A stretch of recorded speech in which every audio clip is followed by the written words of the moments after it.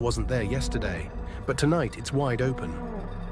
I'm Mr. Riddle, and these are mysterious stories that shouldn't exist. Subscribe if you dare, and let's step into the dark. Story number 1, the room that shouldn't exist. When I was in college, I stayed at a friend's apartment for a weekend.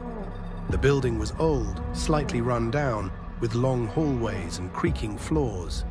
Nothing out of the ordinary until the third night. I woke up around 2 a.m. to use the bathroom. On my way back, I noticed a door I hadn't seen before, at the very end of the hallway. I swore it hadn't been there earlier. Curious, I approached it.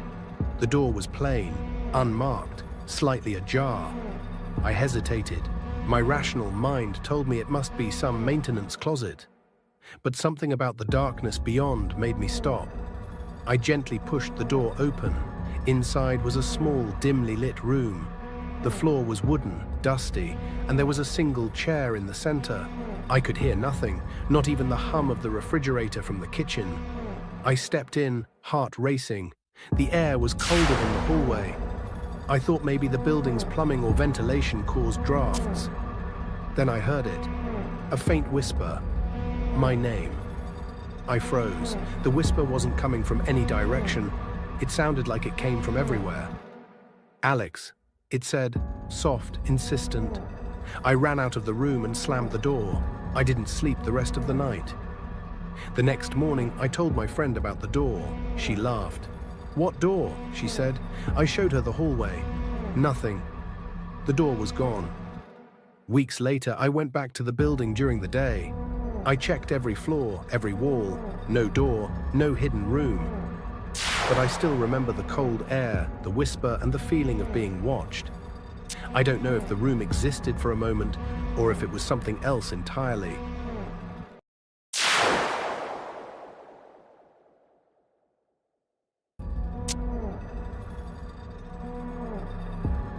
When I was 10, my grandmother showed me an old family album. Most pictures were normal, black and white faces of relatives long gone. But there was one photo I couldn't explain. It was a picture of a family gathering. My great-grandfather, his siblings, children, and a stranger standing at the edge of the frame. The odd thing was, the stranger wasn't mentioned in any stories, and none of the adults recognized him. Years later, I inherited the album.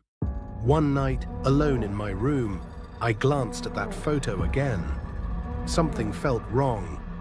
I noticed the man in the background had moved. Not physically, but his gaze seemed sharper. He was staring directly at me. My stomach tightened. Then, as I leaned closer, I swear I saw his mouth open, like he was whispering something. I couldn't hear it, but the feeling was unmistakable. He was calling me. I tried to explain it to myself. Imagination, eyes playing tricks, childhood memories overlaying reality.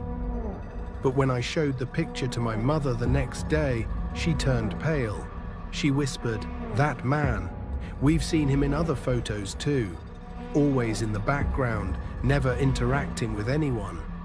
No one knows who he is." I keep the photo in my drawer now. Sometimes at night, I hear faint whispers, too soft.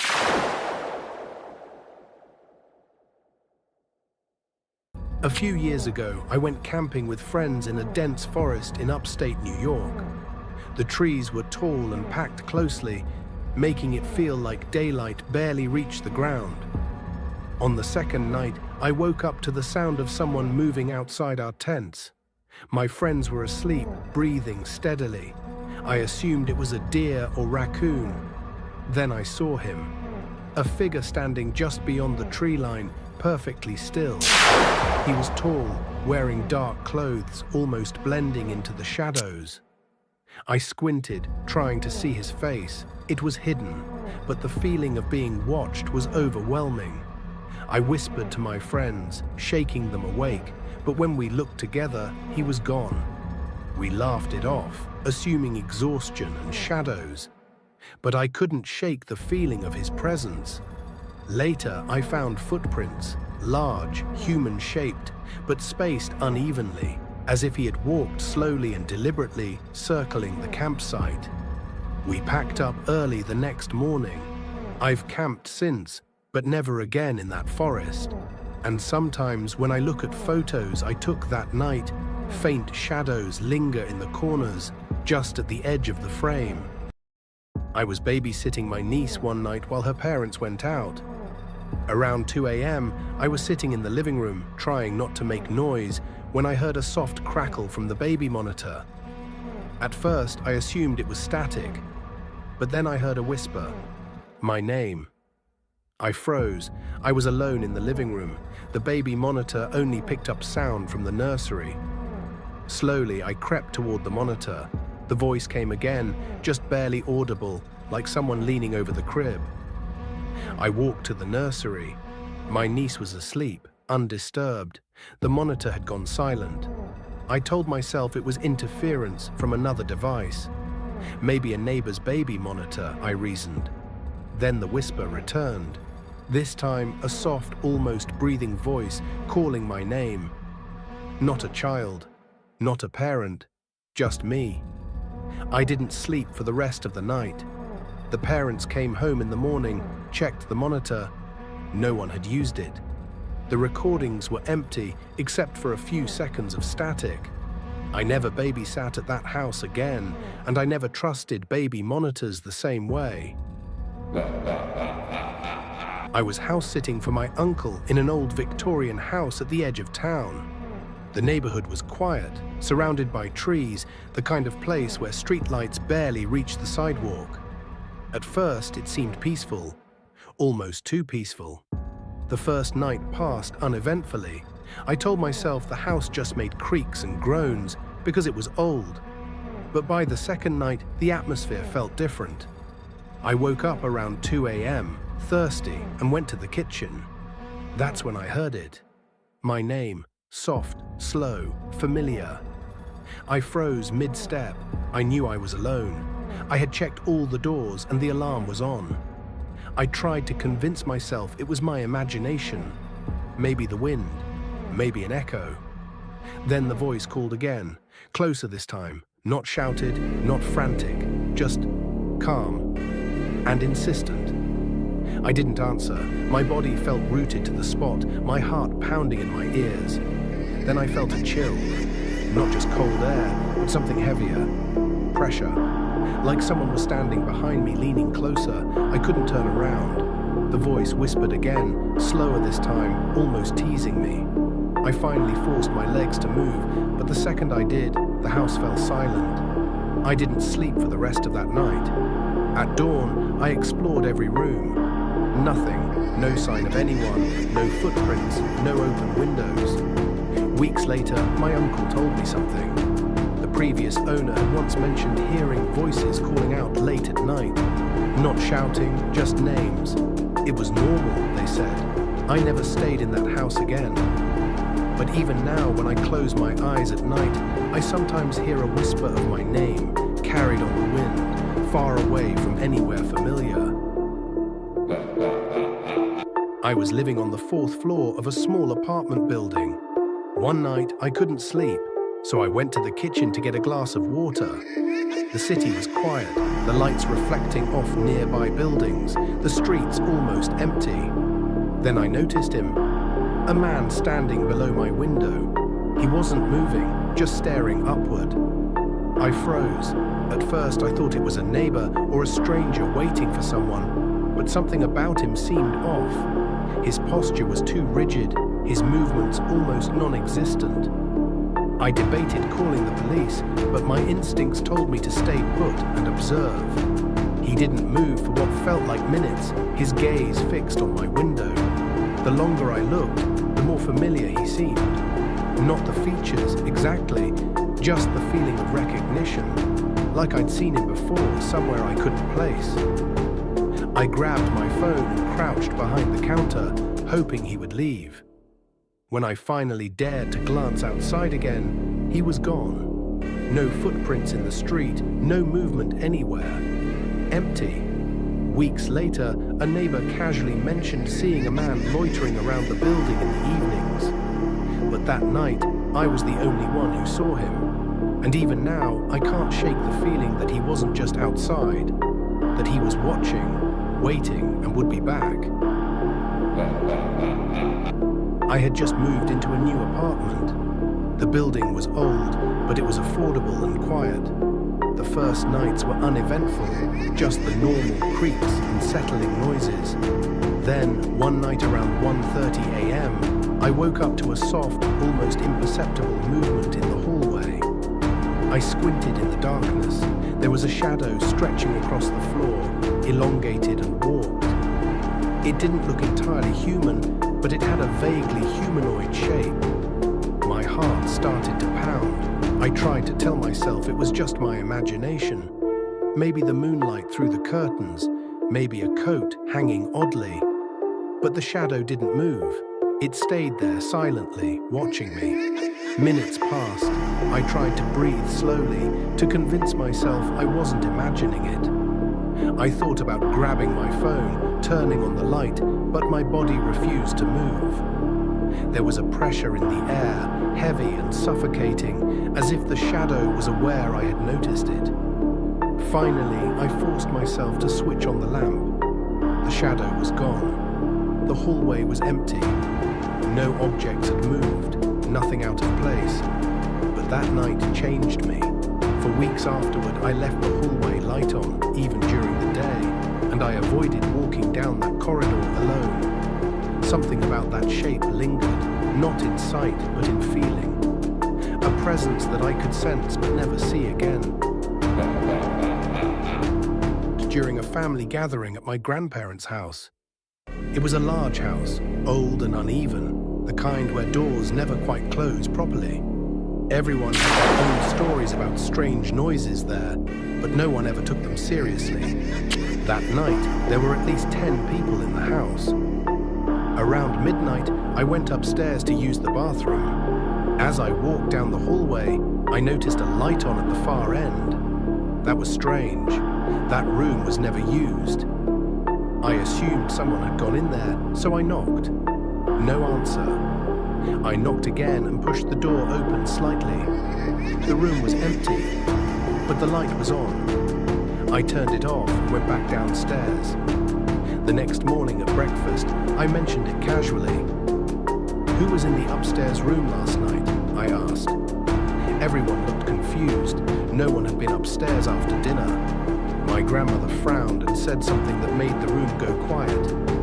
"There is no light in that room." We walked upstairs together. She opened the door.